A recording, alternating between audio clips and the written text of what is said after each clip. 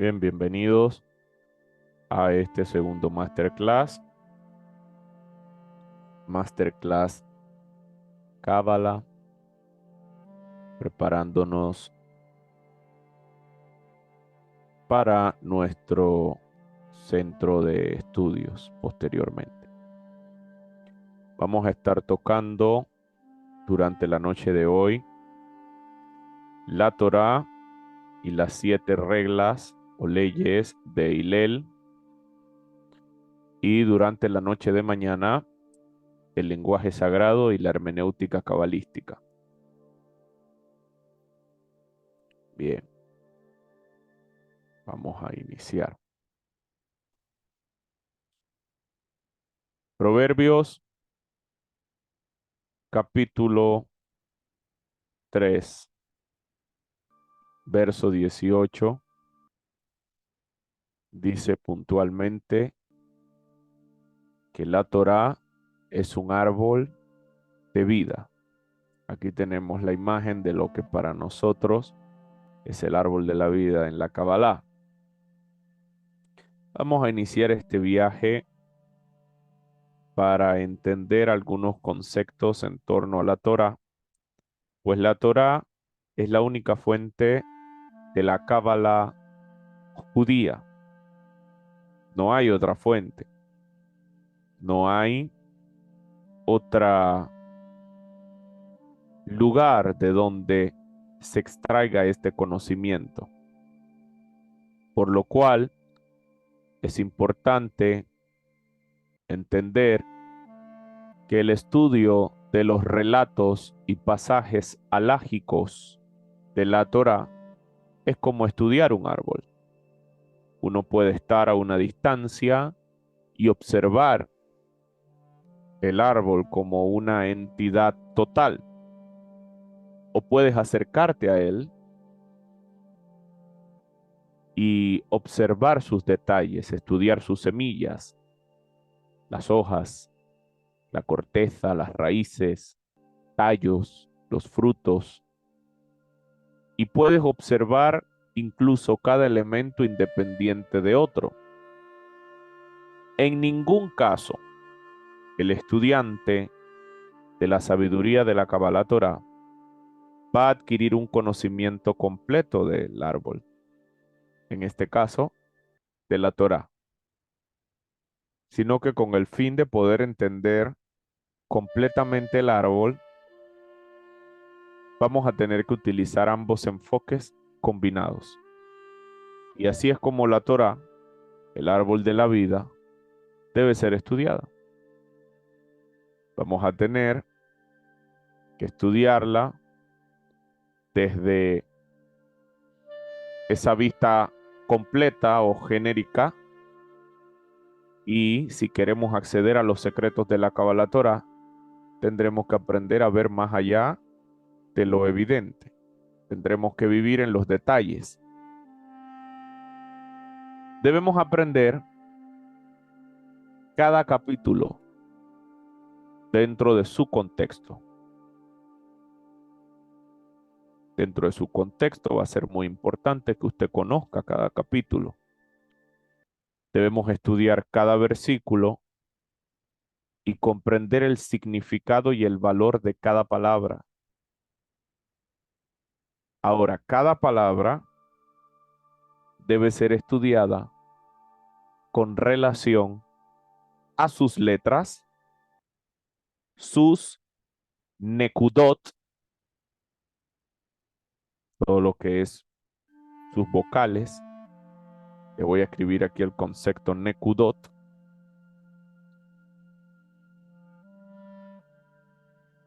También las palabras deben ser estudiadas según su nikut, o sea, según su puntuación, según sus prefijos, según también los sufijos y según su tanjam. Aquí le voy a escribir tanjam.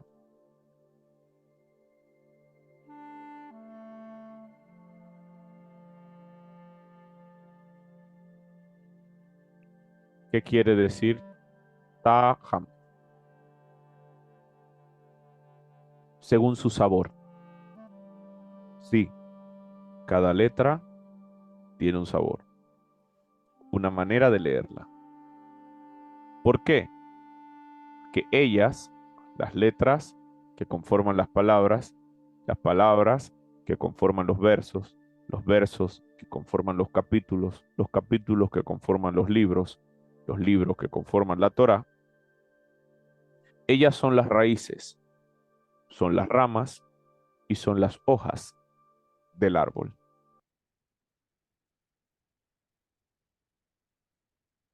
Entonces, entendiendo esta analogía, Torá quiere decir instrucción, enseñanza, es un concepto central de la tradición judía y tiene una amplia gama de significados. Puede significar de forma muy específica los primeros 5 libros de la Tanakh.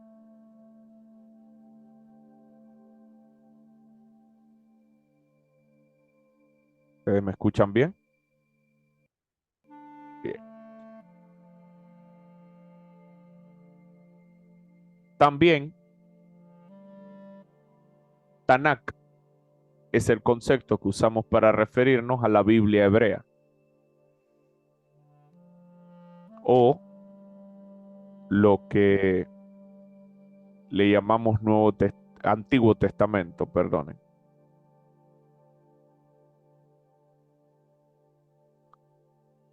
También, así como puede significar los primeros 5 libros de la Tanakh, Torá, ese concepto puede significar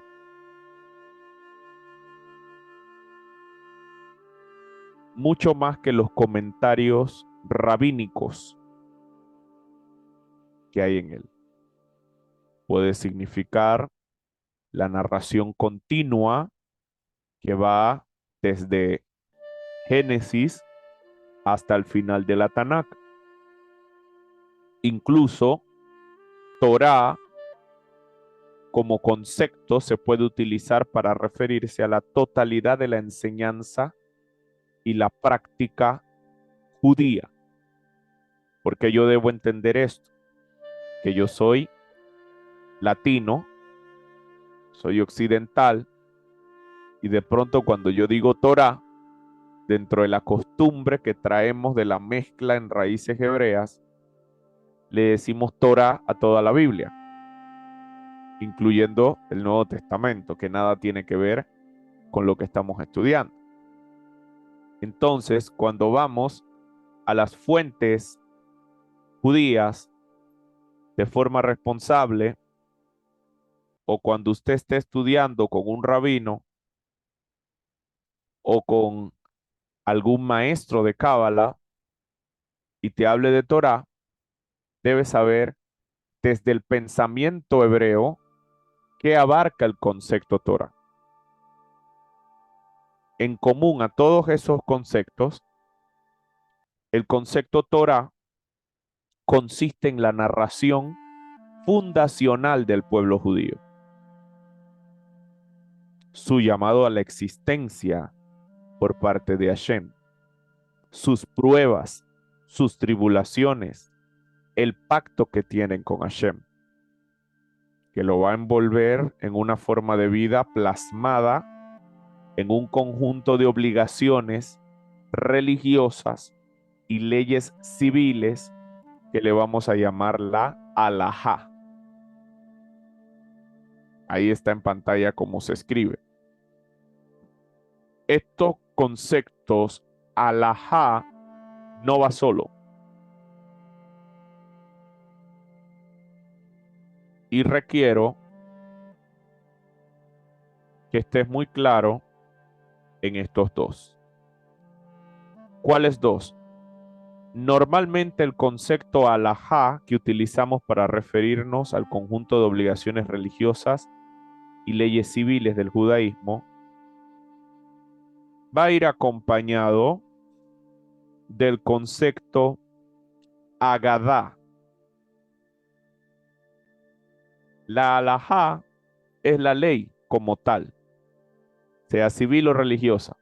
La agadá va a ser puntualmente de toda la parte que no es legal, en el sentido, lo que no tiene que ver con leyes. La alajá nos habla desde la ley oral, que según la creencia judía fue recibida por Moshe en el Sinaí, y también habla de la ley escrita que aparece en la Torá.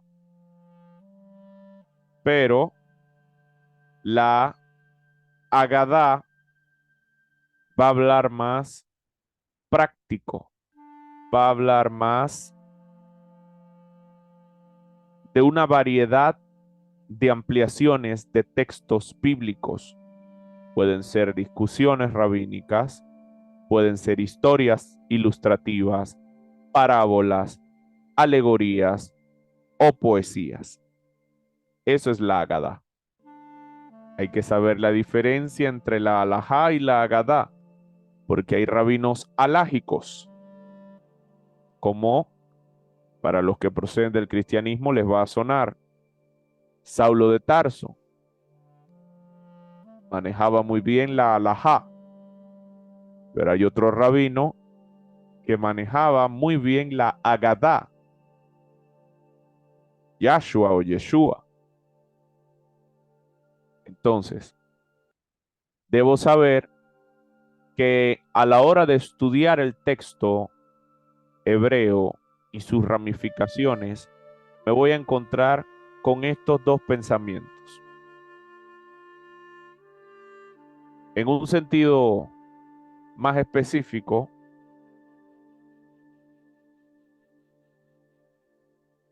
el concepto Torah para nosotros a la hora de vincularnos con el misticismo judío, respetando lo más posible sus reglas, sería bueno que para nosotros Torah, en su sentido más específico, se trate puntualmente de los 5 primeros libros de la Tanakh escritos en hebreo antiguo.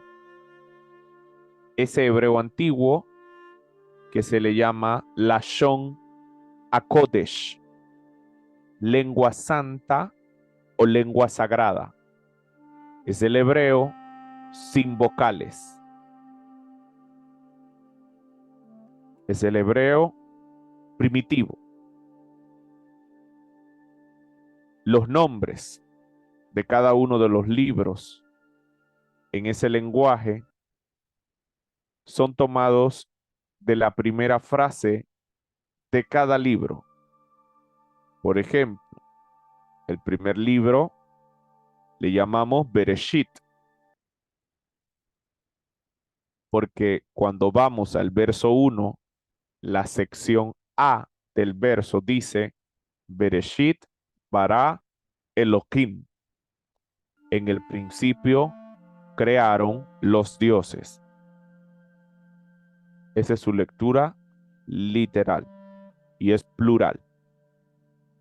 Los dioses, los señores, no refiriéndose al todo, pero sí a las inteligencias que operan dentro de él. Shemot, que vendría a ser Éxodo.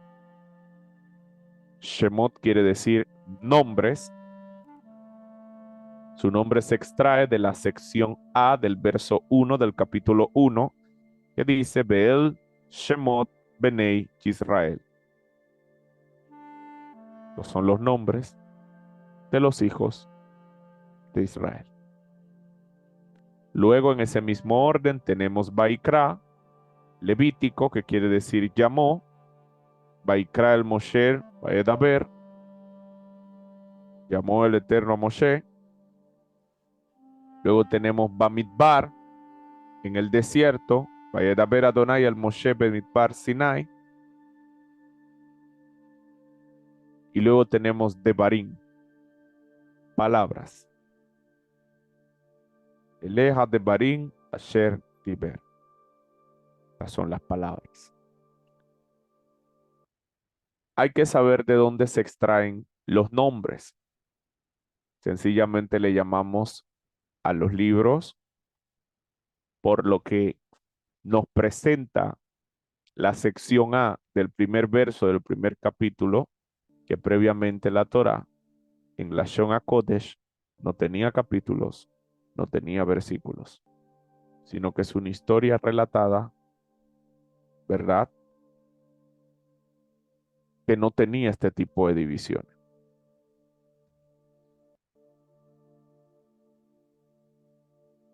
Tenemos que hablar un poco de la literatura rabínica. En la literatura rabínica, cuando entramos allí, la palabra Torá denota tanto estos 5 libros de la Torá, que hay un concepto para referirnos a ellos. Ya se los voy a poner en pantalla.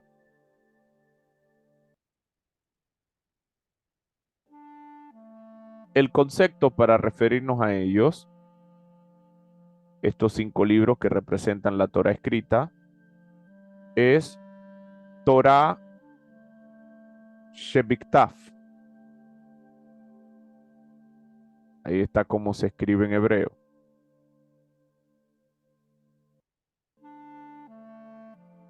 Es lo que está escrito. Para el pensamiento judío, como les decía, la Torá abarca lo que está escrito, pero también abarca Torá Sheve al P. ¿Qué es eso? La tradición oral, lo que se habla. La Torá Sheve al P consiste en las interpretaciones tradicionales y las ampliaciones dictadas boca a boca, de generación en generación. Hoy día podemos acceder a lo que antes solo era oral a través de los escritos que están en el Talmud y en los Midrash. La Gemara también contiene conceptos de la Torah oral. Así que si usted puede, el Talmud se va a encontrar en cuanto al Talmud algunas cositas que mientras anotas te las voy a explicar.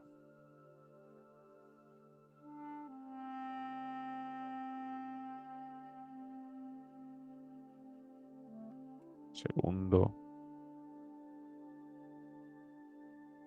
Bien. El Talmud va a tener 2 versiones. Está el Talmud de Jerusalén o Talmud Jerusalén.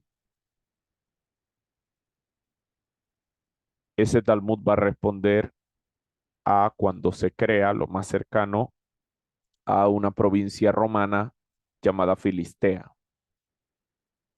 Y hay un Talmud, una versión del Talmud que es un poco más respetada, que es el Talmud Babli o el Talmud de Babilonia, que fue redactado en la región de Babilonia en Mesopotamia.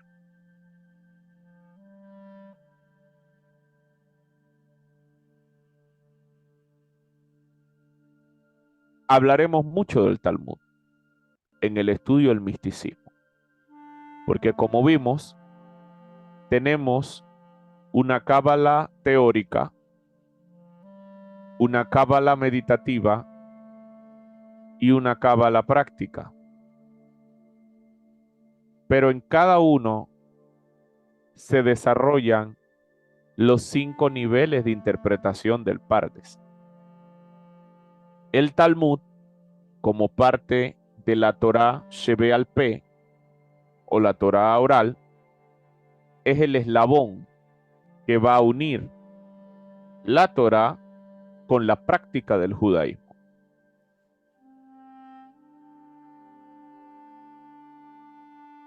Por lo tanto, si hablamos de la Cábala judía, el Talmud va a tener una gran relevancia.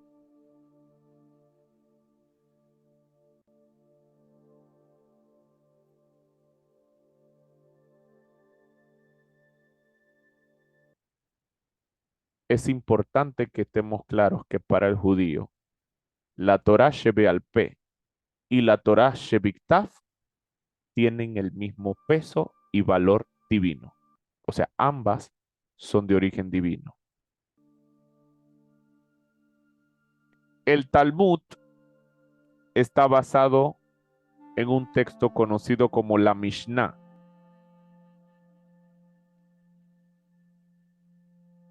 ¿Alguien aquí ha oído de la Mishnah?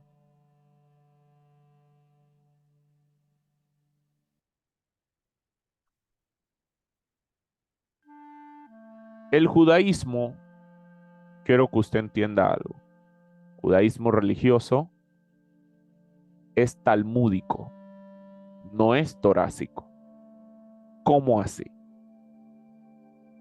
Que el judaísmo como tradición o práctica religiosa o cultura social se basa en la Torá, sí, pero a través de lo que el Talmud, que procede de la Mishnah, dicta. O sea, se basa en la interpretación de sus sabios, no literalmente lo que está ahí. O sea, los sabios interpretan lo que está en la Torá y el pueblo se basa en lo que los sabios interpretan. ¿Entendieron? Es importante que ustedes lo sepan, porque en cada texto de origen judío usted va a ver, dijo el rabino tal, y dijo el rabino tal, y dijo el rabino tal. Y usted está acostumbrado a Mateo capítulo 5, verso 10. Te va a ver, ¿y de dónde el rabino tal dijo lo que dijo? Ah, porque no sé cómo funciona la cultura. Entonces, Gemara, Mishnah y Talmud son el fundamento del judaísmo. Para el judaísmo, el fundamento de las fiestas va a estar en la Mishnah, en la Gemara y en el Talmud, refiriéndose al fundamento de cómo practicarlas. ¿Ok? Porque ahí se esconden las interpretaciones que se extraen de la Torah. Bien.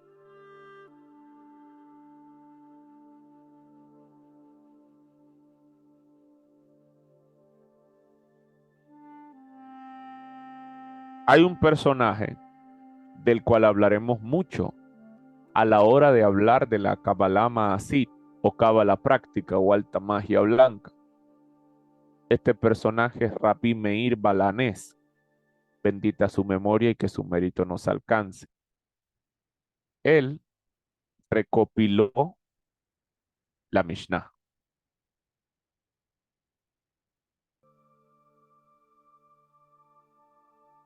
Cuentan los sabios que Moshe trajo a este mundo los secretos de cómo funcionan los mundos de arriba y entregó esos secretos a Yehoshua y Aarón a Cohen. Lo entregó a los ancianos, que luego a partir de ahí va a desarrollarse lo que conocemos como Sanedrín, y los cabalistas. Con el tiempo, cuentan los sabios, se empezó a olvidar esos principios. Así que se crea un código de frases. ¿Un código de qué? De frases para recordar esa sabiduría. La Mishnah va a ser el nombre de ese código de frases, que si una persona como usted o como yo lo va a leer, no lo va a entender, porque lo que dice no es lo que quiere decir. Luego, este código de frases se discute entre Hillel y Shammai y nace de esas discusiones la Gemara, cuentan los sabios. ¿Discusiones sobre qué? Sobre la Mishnah. De la Gemara viene el Talmud.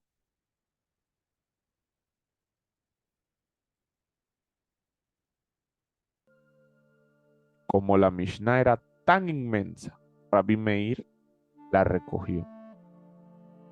Y gracias a eso está el Talmud.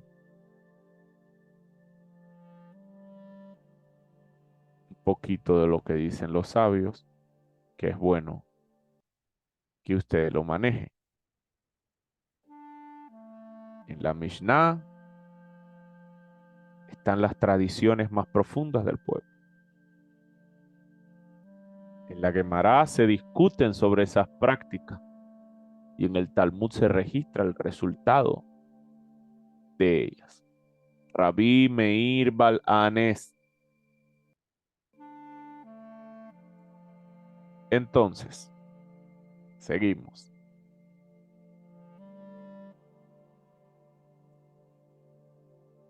Según la tradición religiosa, todas las enseñanzas contenidas en la Torá, tanto escrita como oral, fueron dadas por Dios a Moshe. Y aquí quiero abrir un paréntesis. Yo, como licenciado en formación del pensamiento hebreo, cultura hebrea y mística hebrea, les puedo decir desde la arqueología o mitología comparada muchas cosas. Y de hecho se las he dicho en clase, pero estos masterclass los estoy dando totalmente desde el pensamiento hebreo, como cree el pueblo hebreo, independientemente que tenga respaldo arqueológico o no, independientemente que tenga respaldo histórico o no, porque acá tenemos que entender su creencia, independientemente que ya sepamos algunas cosas históricamente incongruentes o mitológicamente pertenecientes a otras culturas. ¿Ok? O sea, yo tengo un pensamiento universalista porque ya pasé por esta parte. Usted, yo le voy a dar la información tal cual está para que entonces en sus investigaciones desarrollen sus propias bases. O sea, no se basen en mí. Bien, por eso me van a escuchar decir mucho. Según la tradición religiosa judía, porque no te estoy metiendo nada de otra cultura ahorita. Es tal como es adentro. Entonces, según la tradición religiosa judía, todas las enseñanzas contenidas en la Torá, sean escritas, sea oral, se las dio Dios a Moshe. Algunas de ellas en el monte Sinai y otras en el tabernáculo. Y todas las enseñanzas fueron escritas por Moisés. Cada una de ellas dio como resultado en la Torá lo que tenemos hoy. Según el Midrash, la Torá fue creada antes de la creación. Ahora, ¿qué es el Midrash? ¿Alguien aquí ha oído del Midrash? ¿O qué son los Midrashim?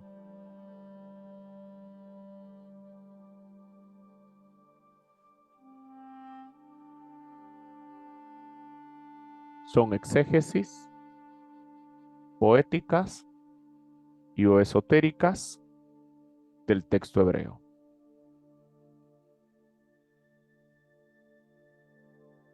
Ahí va a encontrar usted múltiples conclusiones que no pertenecen al nivel Peshat, sino que van mucho más profundo, más allá de lo literal. El Midrash o los Midrash toman elementos actuales para ejemplificar de un modo comprensible las ideas místicas de los textos antiguos.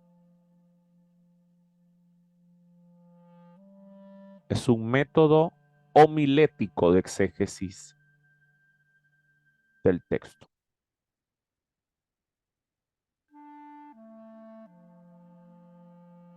Los sabios, a través del Midrash, expresan, exponen los pasukim, los versículos de la Torah, después que los sondean en las profundidades, después que ven la gematría de cada palabra y sus permutaciones. Y a partir de allí, por eso tú vas a ver que un sabio te va a decir, el Midrash dice tal cosa, o un sabio ni siquiera te va a decir el Midrash, porque llega un punto que no te dicen la fuente. Te dicen, la Torah enseña. Y tú vas corriendo al texto a ver cómo que la Torah enseña. Que esta es la Torah, el hombre, verso tal de Números. No recuerdo ahorita, porque me pasó precisamente con esa frase leyendo un libro. Y yo me fui a Números a buscar dónde decía eso de que la Torah era el hombre. Yo me volví loco porque no lo encontré. Y buscando hasta que entendí cómo funciona lo que estamos estudiando acá. O sea, de dónde sale. Esto te va a ayudar a entender mejor los libros. ¿Sí? Entonces, cuando tú escuches sobre Midrash y demás, ya vas sabiendo a qué se refiere. ¿Qué dice el Midrash? Que la Torah fue creada antes de la creación. Antes de la creación del mundo. Y dice que fue utilizada como modelo para la creación. Cuando mires el Midrash de Bereshit, lo vas a ver ahí escrito. Pero luego te vas a ir a leer la Torah y tú vas a decir, ¿y dónde lo dice? Porque es que no lo leo. Gematría, notaricón y teruma aplicada. ¿Sí? Temurá, perdón. Yo dije teruma, es temurá. Ahí permuté. Entonces, la mayoría de los estudiosos de la Tanakh creen que los libros escritos fueron un producto de la época del exilio babilónico en el 600 antes de la era común cristiana y que fueron completados durante el periodo persa en el 400. Esa es una creencia que hay. Pero el Midrash dice que la Torah fue creada antes de la creación. O sea que usted va a hablar con un rabino y el rabino te puede decir este dato del 600 y el 400 y ya tienes un dato cronológico. Pero por encima del dato cronológico él te va a decir, nuestros sabios enseñan que la Torah es de antes de la creación. Tú dirás, esta gente está cerrada. ¿Cómo es posible eso? Si la arqueología dice, si la no sé qué dice. Recuerda que todo el pensamiento hebreo es místico, en diferente nivel, pero místico. Y la mística trabaja con la fe. ¿Ok? Lo que pasa es que lo que ellos entienden por Torah es toda la ramificación de conceptos que te acabo de dar. Pues por eso pueden decir, es antes de la creación. Pero hay que ver desde qué ramificación conceptual, porque para ellos es muy amplio. La Torá va a tener en el pensamiento hebreo 70 rostros. Y cada verso, misma cantidad de interpretaciones. Algunos dicen hasta 72, pero lo más común es oír 70. Entonces usted se imagina desde qué rostro me está hablando cada maestro que yo estoy escuchando. Imagínate. Entonces, eh, recuerda que lo dije en la clase de verdades dolorosa. Los fariseos, ese movimiento que tenía, libertad de interpretación. En esto consiste esa libertad. Bien, seguimos. La palabra Torah, que la tienes ahí escrita en hebreo al lado, te las quise poner así bien bonito. Em, en hebreo se deriva de esta raíz que en conjugación quiere decir ifil, y puntualmente nos habla de un verbo que es guiar o enseñar.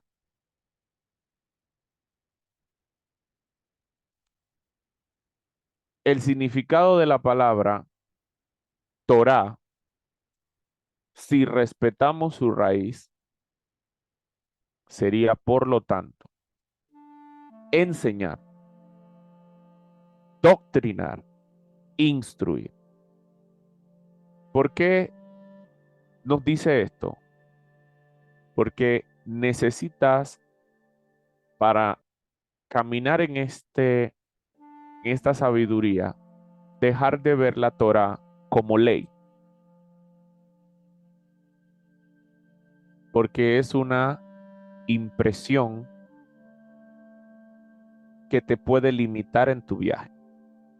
¿Por qué? Porque si la ves como ley y procedes de la fe convencional, viene el choque, que fue, si fue, que si no fue,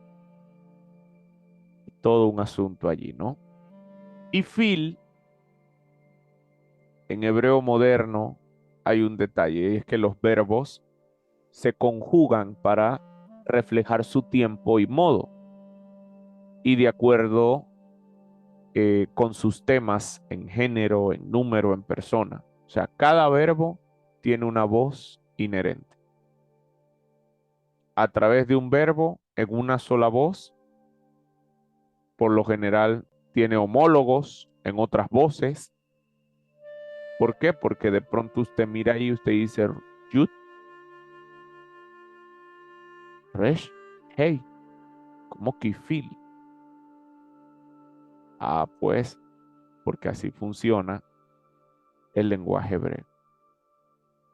Por eso aprender hebreo, ojalá y de aquí salga mucha gente deseosa de inscribirse a los cursos de la Universidad de Jerusalén, que tienen cursos en español para aprender hebreo, hebreo antiguo o el hebreo moderno. Ojalá y sea para el antiguo, para que me traduzca algunos libros, porque la traducción está cariñosa. Entonces, los verbos hebreos se conjugan según patrones específicos. A los patrones específicos a través de los cuales se conjugan los verbos se les llama Binyamin o Binyanim. Mira, Binyanim. Ahí está.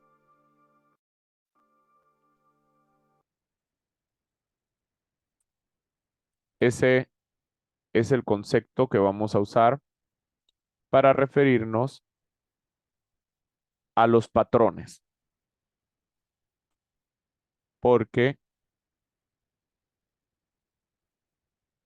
según el patrón, es como vamos a conjugar. Donde las vocales y los afijos van a ser introducidas en sobre todo 3 letras. Esas letras le vamos a llamar shorashim o raíces. Déjame escribírtelo, te lo estoy poniendo en el chat.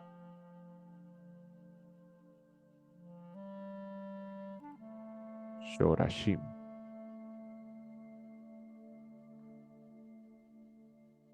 Binjamins, que se escribe B-I-N-Y-A-N-I-M.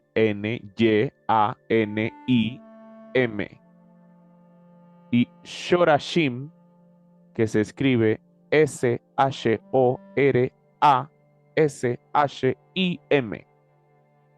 Te la puse con N al final, es M.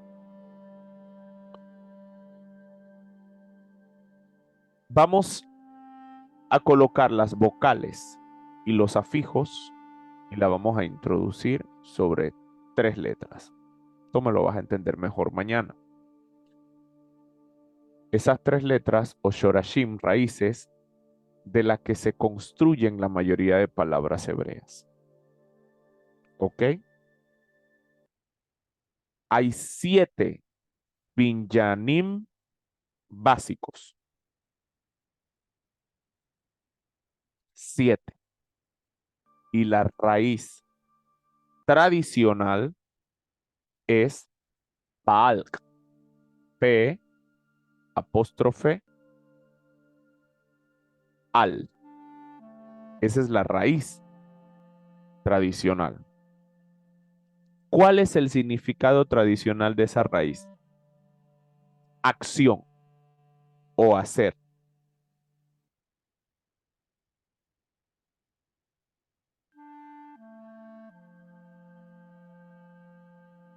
Entonces va a haber a partir de esos binyanim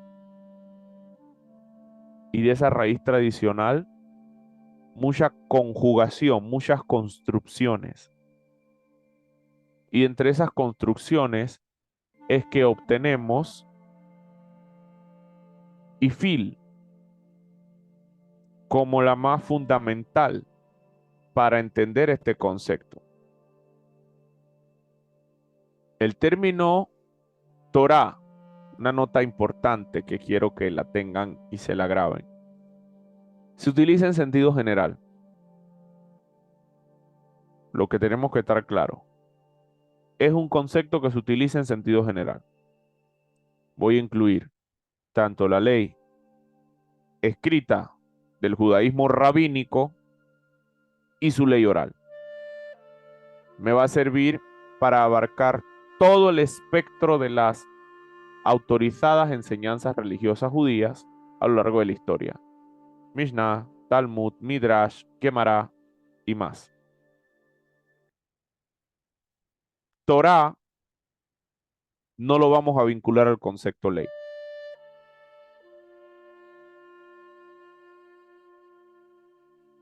No. Nosotros vamos Talmud, Torah, al estudio de la Torah. Vamos a percibir Torah como principio, como instrucción, como guía.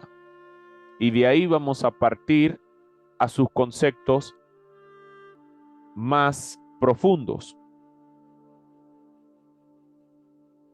Dentro de lo que hablamos en el primer masterclass, que hablamos del Pardés, vimos estos 4 métodos de interpretación: Pesha, Remes, Derash, Sot. Y ahora nos damos cuenta cómo los diferentes sabios o rabinos manejan su cercanía con la Torah. De hecho, es por esto que estamos viendo hoy y lo que vamos a ver mañana, que para ser rabinos, los primeros 3 años de estudio son para saber cómo hacer preguntas a otro rabino. La Torah es infinita.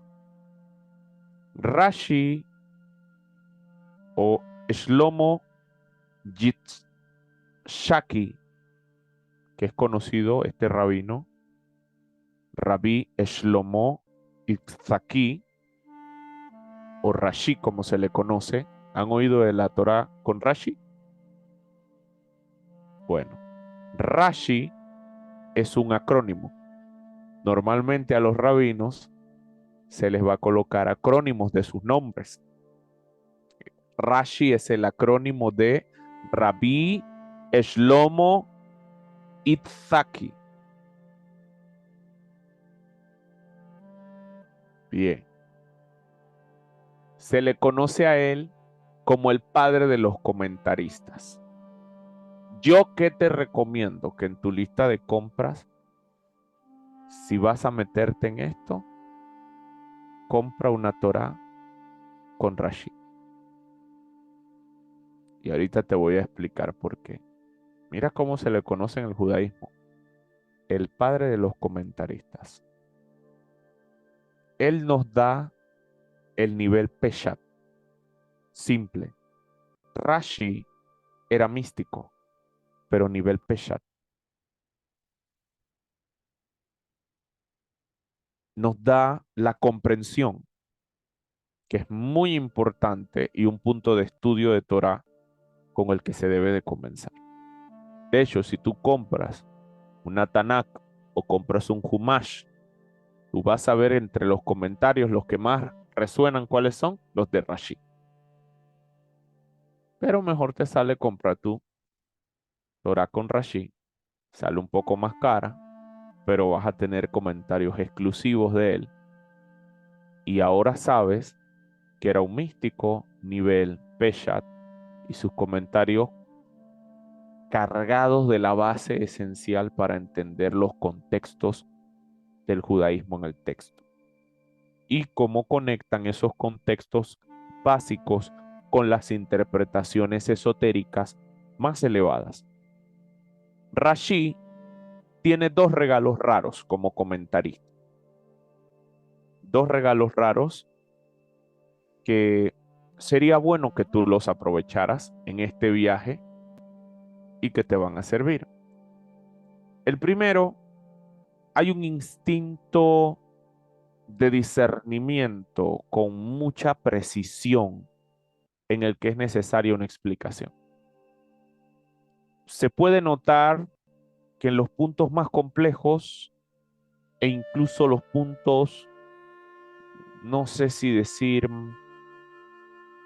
más conflictivos del texto, aparece comentario de Rashi. Tiene un comentario sobre ese punto siempre. Entonces eso es bueno. Y aparte, ese arte de dar o indicar la dirección necesaria en el menor número de palabras, que sus explicaciones son muy puntuales, te van a permitir entender mejor los contextos. No importa qué tanto usted avance en su estudio, yo le recomiendo que usted se haga amigo de los comentarios Peshat de Rashi, porque en la mayoría de textos usted los va a encontrar. ¿Te gustaría que te pase los nombres escritos, completitos? Bien, porque ahorita te voy a hablar de otro personaje. Rashi, dos puntos para que veas por qué es el acrónimo.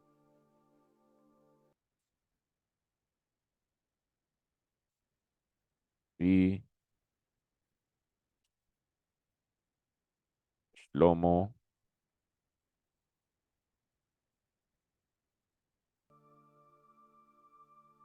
aquí. Ahí está, para que veas cómo se forma el acrónimo. Otro personaje, parte de esto que hemos hablado del Pardés y que estamos hablando de la Torah, va a ser el Rambán. El Rambán,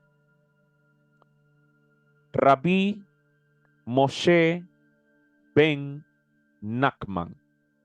Y aquí quiero que me prestes atención porque hay una confusión cuando se es primerizo entre el Rambam y el Rambam. No sé si alguno de ustedes que ha leído los textos ha notado que aparecen estos personajes.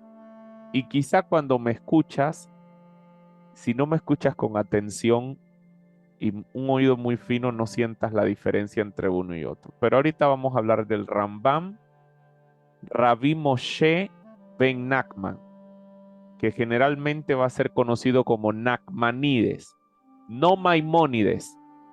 Maimónides es otro personaje. Estamos hablando ahorita de Nachmanides. Te voy a escribir su acrónimo. Me gustaría que manejes las diferencias, eh, porque luego tendremos que hablar de sus pensamientos y te vas a sorprender mucho de algunas cosas. Este es un mundo bien lindo, en verdad, porque se respeta la libertad de pensamiento.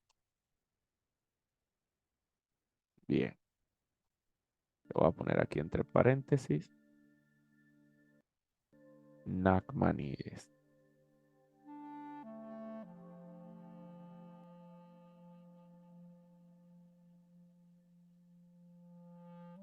Bien.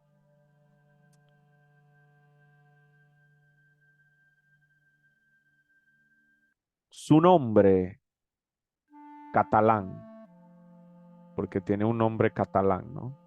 Que fue Bonastrut Caport,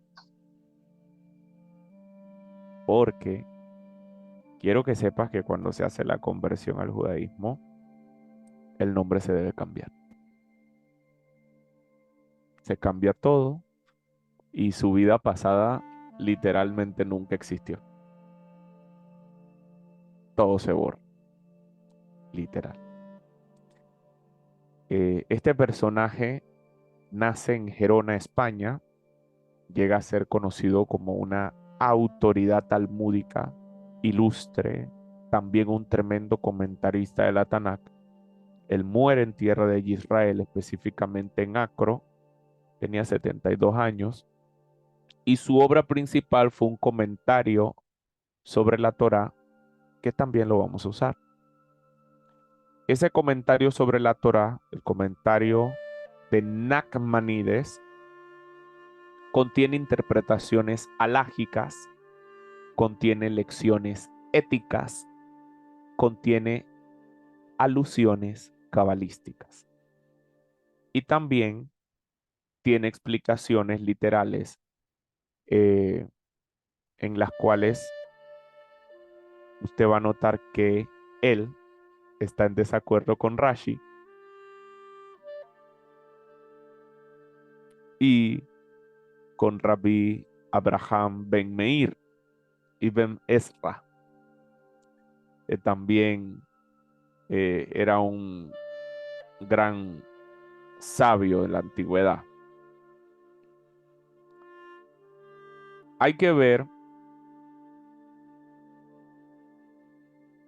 las diferencias acá, porque está el otro personaje que te dije, que es Rambam.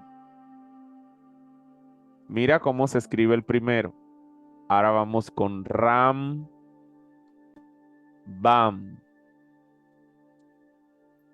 Este sí es Maimónides.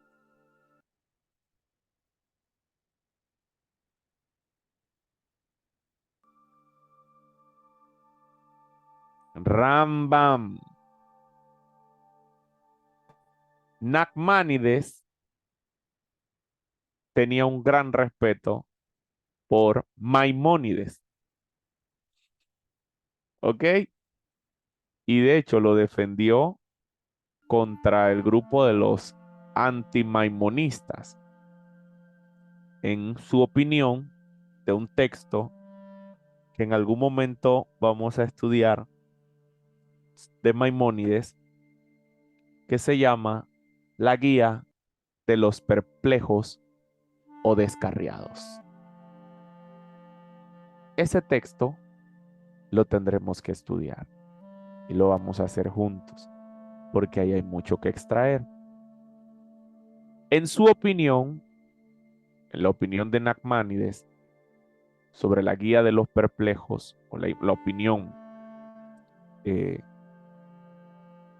que se tenía sobre ese texto de Maimónides,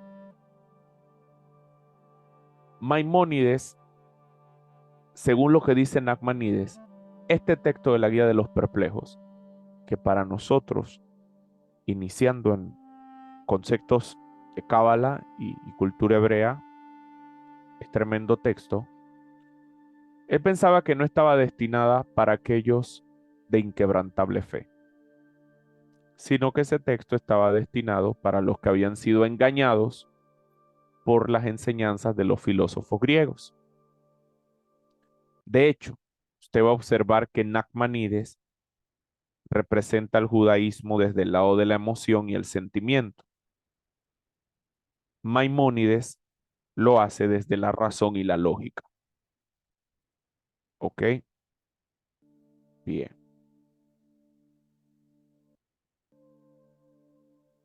Otro comentario que me gustaría que conocieras, que estoy dando eh, bibliografías de algunos personajes y algunos textos para que vayas poniendo en tu carrito y cuando se requieran tú los tengas allí, porque quizá ahora no los entiendas, pero los vas a entender.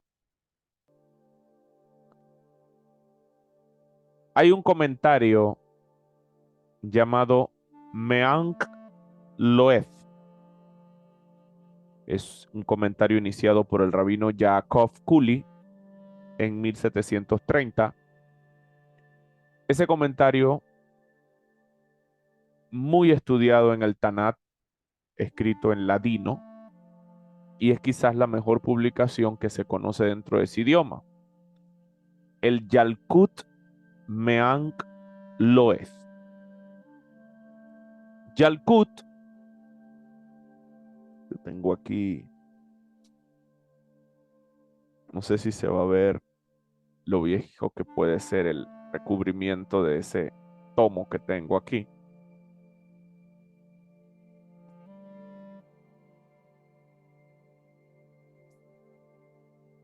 Este texto es una compilación agádica sobre los libros de la Tanakh.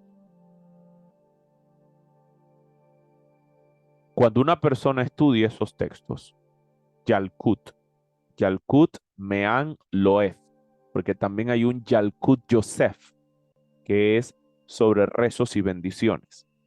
Este es el Yalkut Mean Loeth.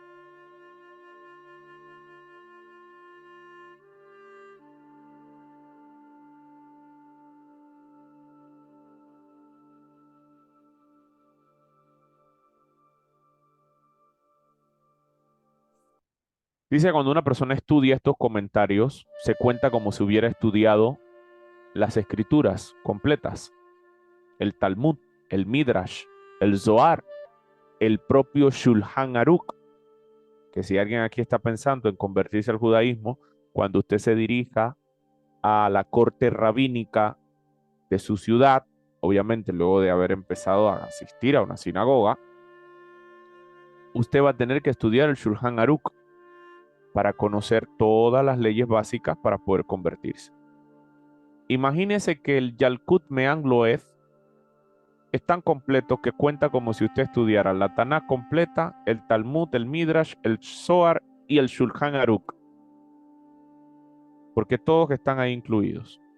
Así que este rabino, Yaakov Kuli, autor de este texto, fue uno de los más grandes sabios de su generación.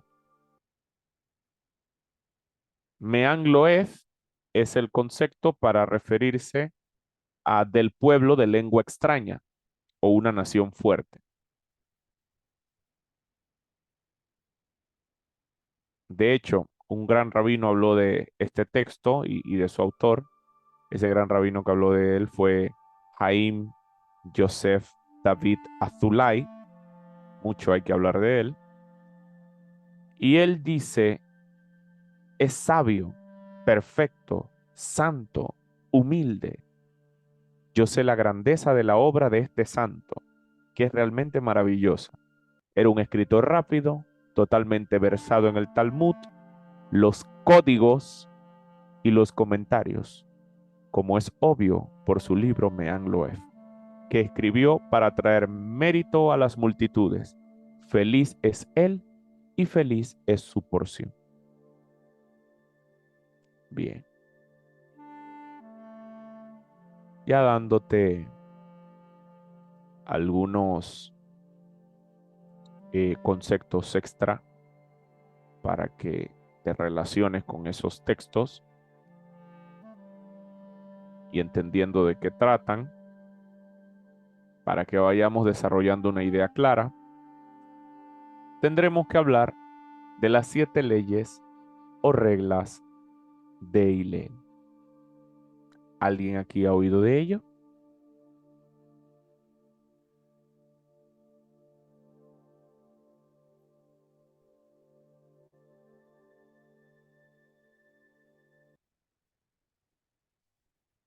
Estas 7 leyes o reglas de Hillel son 7 reglas para interpretar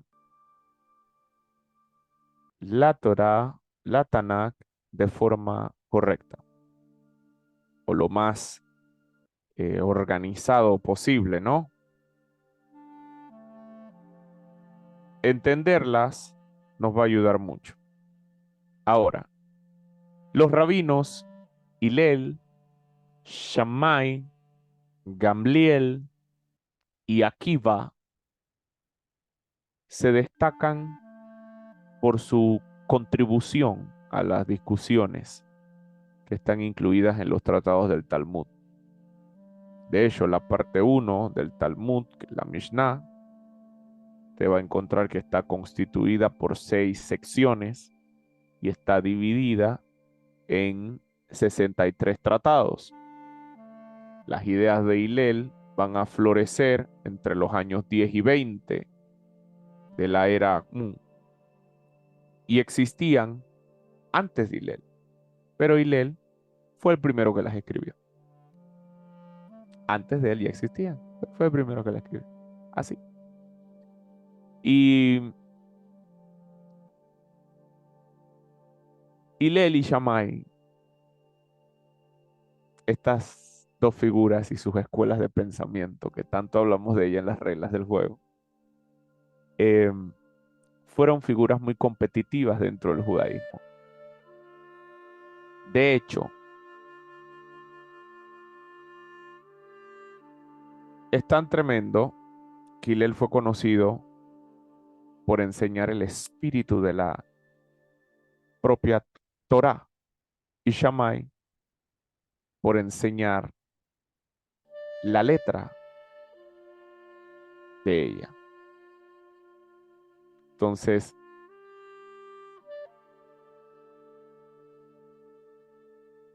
estas reglas que vamos a ver y que vamos a compartir nos van a ayudar a pesar bien dónde estudiamos y qué estudiamos. Te debe aprenderse. Vamos con la primera. Cal Vahomer. Cal Vahomer o Cal Vekhomer, ¿qué quiere decir? Liviano y pesado. Primera regla. ¿Qué quiere decir liviano y pesado? ¿Qué argumento lo motiva? Si una norma o un hecho se aplica en una institución o en una situación donde hay relativamente pocas razones para que se aplique, sin duda se aplica en una situación en la que hay una razón más para que se aplique.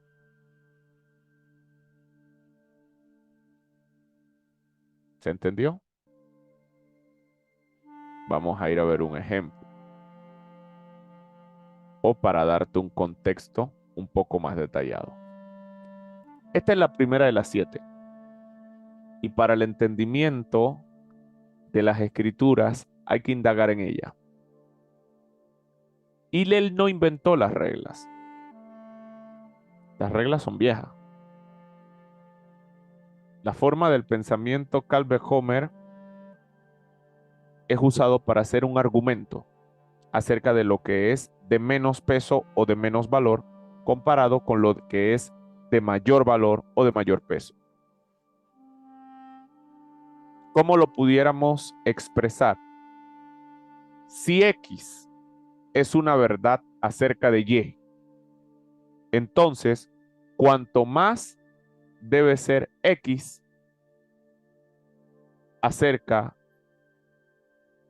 de Z, donde es mayor peso que Y. Si yo tengo una verdad sobre X cosa, cuanto más debe ser la verdad o la aplicación que tenga sobre una cosa de mayor envergadura. Un argumento de Calvé-Homer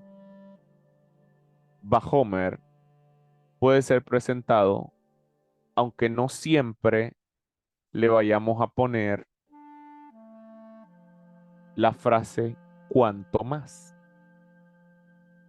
Por ejemplo, los escritos rabínicos reconocen dos formas correctas de Calvé-Homer. Está Meforash, vamos a escribirlo aquí, Calvé-Homer Meforash,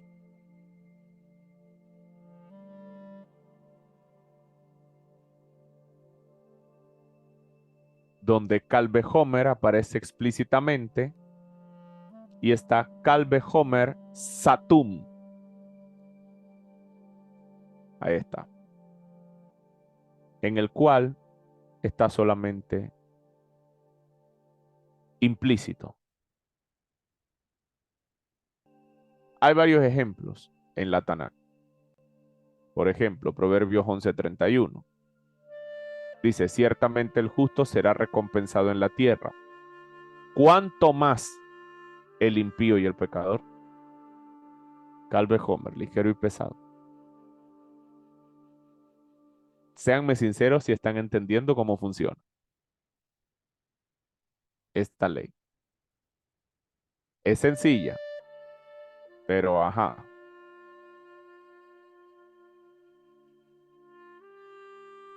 Por ejemplo, Jeremías 12:5 en la sección A. Dice, y si corriste con los de a pie y te cansaron, ¿cómo contenderás con los caballos? Ligero y pesado.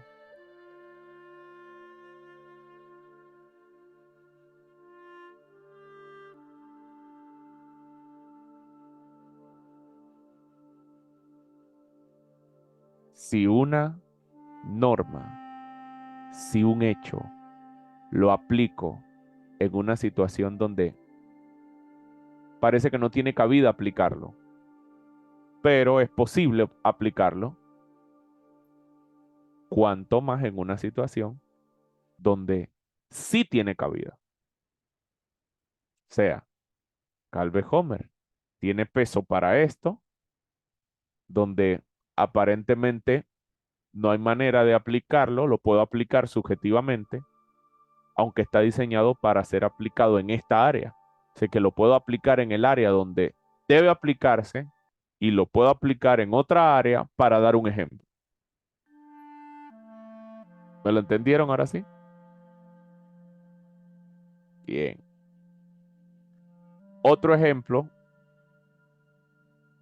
que puedes ir mirando es, por ejemplo, en el verso, dicen los sabios, donde Moisés dice, si Israel, para quien mi mensaje es beneficioso, no me escuchara, sin duda Faraón, para quien el mensaje es perjudicial, no me escuchará. ¿Qué pasó ahí?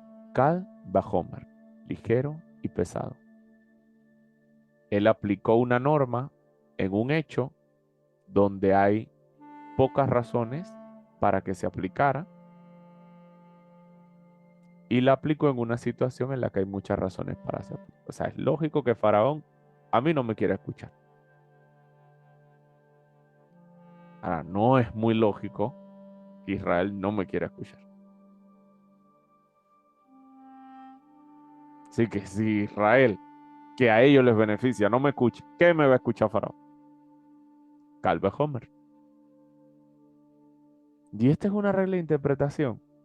Sí.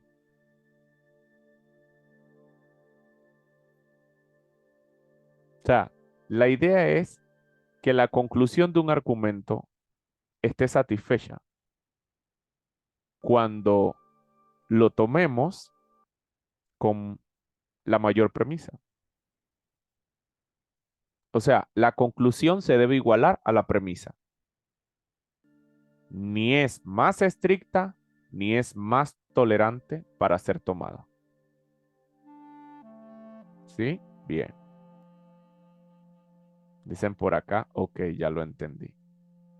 Perfecto, no, porque yo sigo ahí explicándole algunos otros ejemplos para entender ligero y pesado.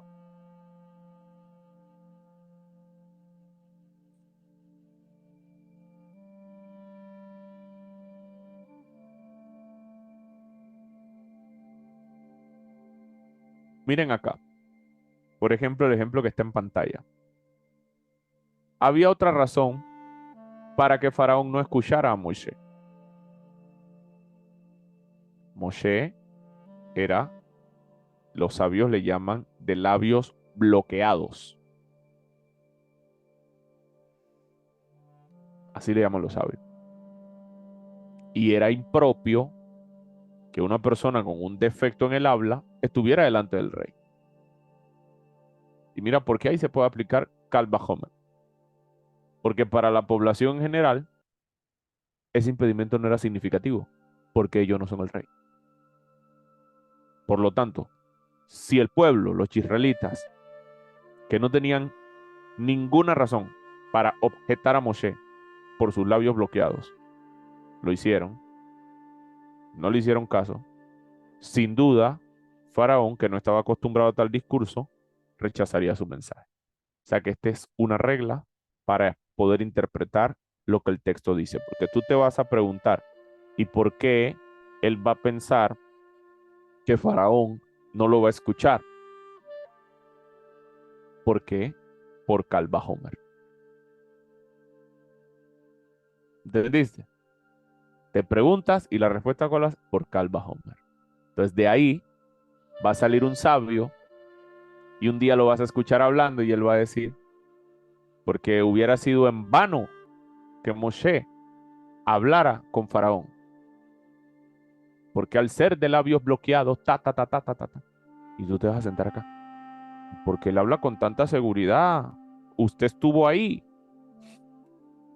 No, no estuve, pero hay una regla para el texto interpretar lo que se llama Calva Homer, que me permite, respetando el contexto literal del texto, desarrollar. ¿Entendiste? Bien. La siguiente son estas acá. Gezerá Shahwa.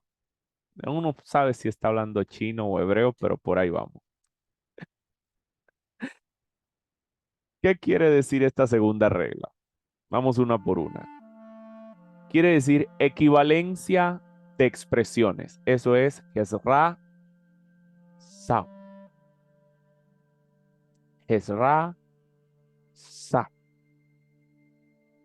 Equivalencia de expresiones. Y esta es la segunda regla. Una analogía, ahí yo les coloqué la definición mientras les explico. Una analogía es hecha entre dos textos separados sobre la base de una frase, de una palabra o de una raíz similar. Ejemplo, en el Tanakh por la comparación de Primera de Samuel capítulo 1 verso 11 con Jueces capítulo 13 verso 5, utilizando la frase ¿cuál? No pasará navaja por su cabeza. Podemos concluir que tanto Samuel como Sansón eran nazareos. Entonces usted va a escuchar un sabio que va a decir, Samuel era nazareo, y usted se va a parar. ¿Y dónde dice eso en la Biblia? Que Samuel era nazareo. Esra, Sa. Escríbalo y escuche a Google pronunciarlo y me enseña. Pero así se escribe. Equivalencia de expresiones. ¿Sí? Se hace una analogía entre dos textos separados sobre la base de una frase, de una palabra o de una raíz similar. ¿Me entendieron esa? ¿Cómo se llega a conclusiones? Bien. La tercera, Binyam af Mikatuf Ehat. Qué tremendo.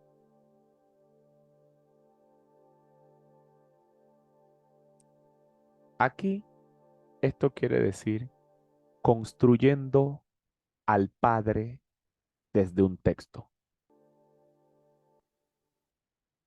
Af, construyendo al Padre desde un texto.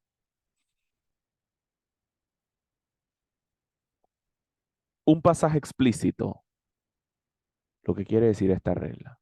Un pasaje explícito sirve como base o inicio para construir una regla. Le llamamos padre a la regla o al principio. Entonces, esta tercera regla nos habla de que ese pasaje explícito nos sirve como base e inicio para construir una regla para todos los casos o para pasajes similares.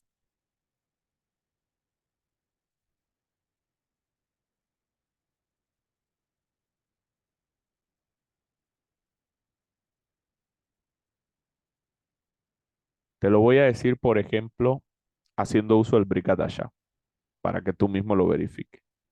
Hebreos 9, del 11 al 22. Aplica sangre. ¿Desde dónde? Éxodo, mm, ¿mm? Éxodo 24:8. Chécalo. Igual, ahí lo vas a ver. Y de hecho, puedes ver igual Hebreos 9:20 y luego correr a Jeremías 31, 31 al 34. Y ahí vas a ver Binyat a Mikatuf Ehat, un pasaje explícito que te sirve como base o inicio para construir una regla para todos los casos o todos los pasajes similares.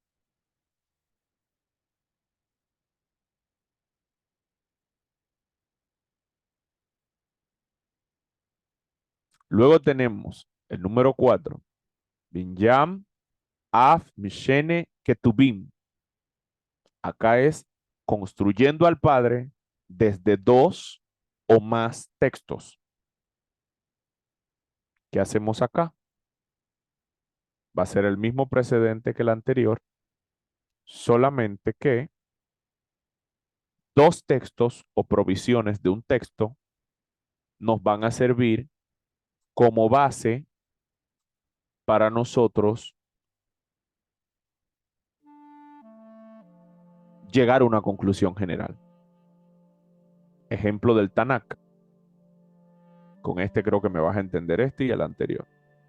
Éxodo 21, 26 al 27 habla solamente de ojos y dientes.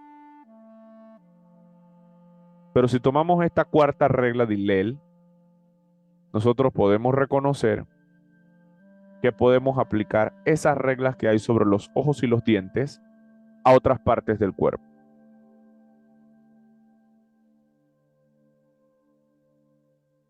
Por ejemplo, estoy usando Brigadasha porque hay muchos acá que sé que así me van a entender, porque de eso se tratan estos 12 masterclass. Ir abriendo un poquito el entendimiento. Entonces voy a trabajar con lo que más manejas. Ahí te vas a dar cuenta en Hebreos capítulo 1, versos 5 al 14, se cita puntualmente el Salmo 2.7. Si checas Hebreos capítulo 1, verso 52, verso 5, perdón, y luego vas a segunda de Samuel, capítulo 7, verso 14,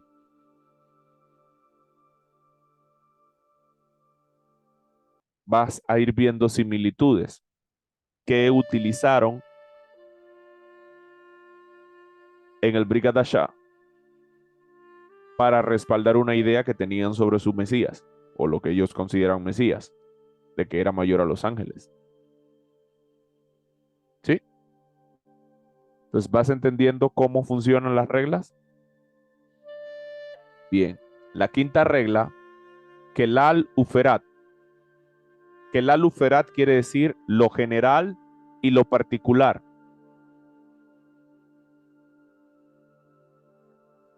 Primero, hacemos una declaración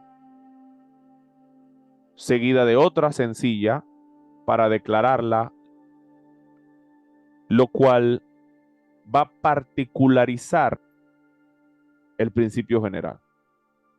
En el Tanakh, un ejemplo, Génesis capítulo 1, verso 27, hace una declaración general que luego Génesis capítulo 2, verso 7 o 21 particulariza. O sea, hay cosas que en un texto las vas a ver generalizadas, pero es otro texto el que va a tomar esa misma cosa y la va a explicar de forma particular y detallada. Aunque ese texto se encuentre en otra parte, pero sigue una misma secuencia contextual. Entonces, por eso, tú vas a ver un sabio que te va a tomar Génesis 2.7 para explicarte Génesis 1.27. ¿Me entiendes? Te estoy dando los textos para que tú mismo verifiques con tu Biblia todo. De aquí vamos a salir con unas ganas de ir a aprender hebreo. Ya yo les veo brillando los ojitos.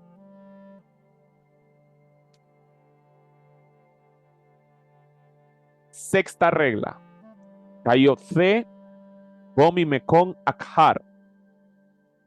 ¿Eso qué es?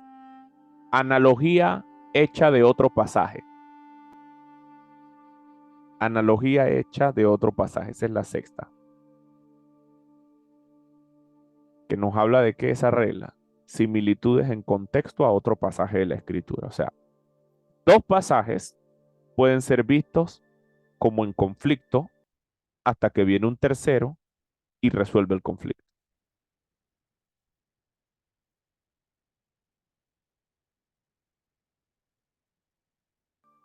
¿Entendiste? Ejemplo, Levítico 1.1. ¿Qué dice? Desde el tabernáculo de reunión. Éxodo 25.22 dice de sobre el propiciatorio de entre los dos querubines. Ambos están hablando contextualmente de un mismo tema y por eso parecieran que se están contradiciendo. Hasta que usted va y lee Números capítulo 7, el verso 89, entonces ahí usted va a aprender la explicación.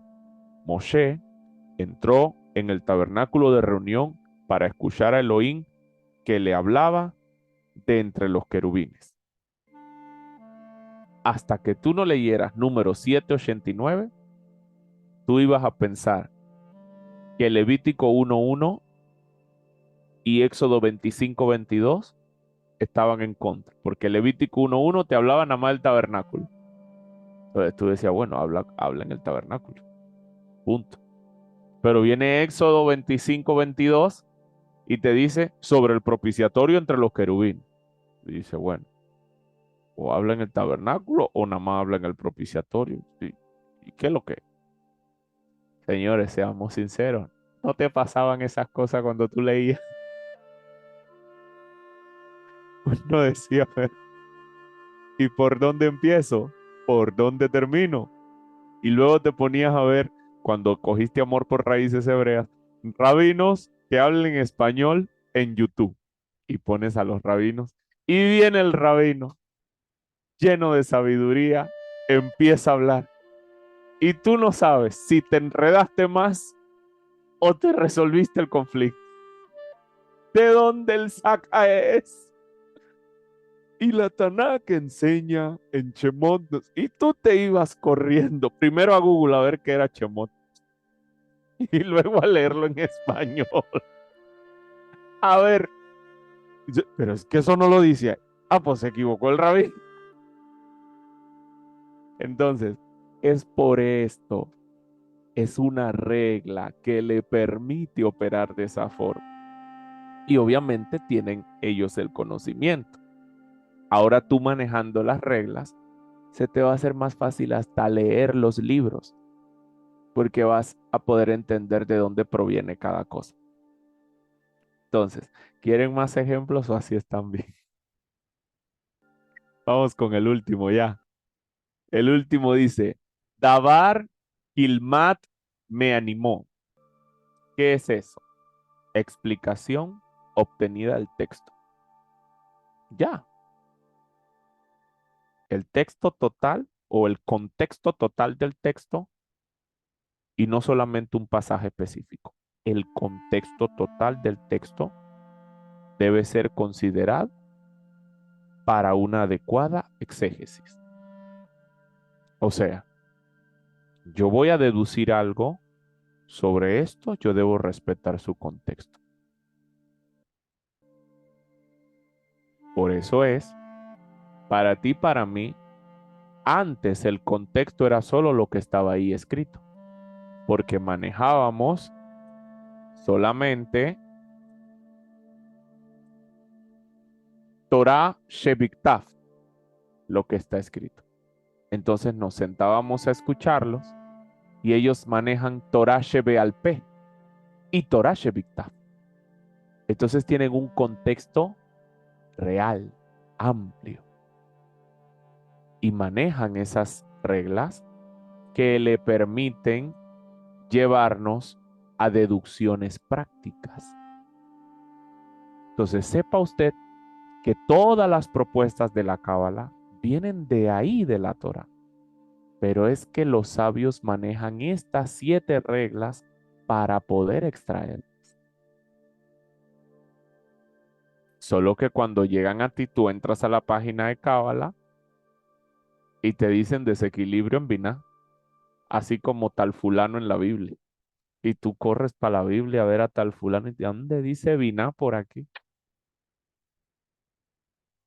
Sí, entonces esta es la primera parte de este masterclass. Vamos a llegar hasta aquí para que inhales, exhales